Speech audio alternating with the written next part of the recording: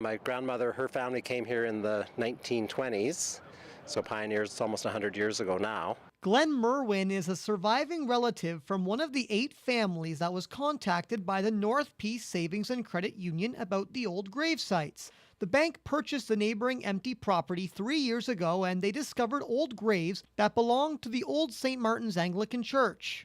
Bank members found the names by going through old church records, and from there, they decided to touch up the graves as they are a piece of history. This area has history and we wanted to preserve it, and also to be respectful of those families and their wishes. So we did a lot of consultation with them as to what they'd like to see on the property, the type of landscaping.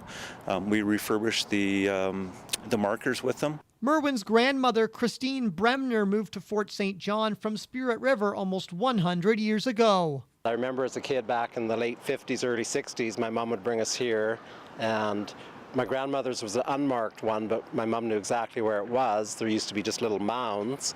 And then over the years, the trees all around the cemetery got so big that the tree roots were throwing everything out of level. Lights will be placed in and around the cemetery eventually, and the bank will be holding a memorial service for the family members to come visit their loved ones.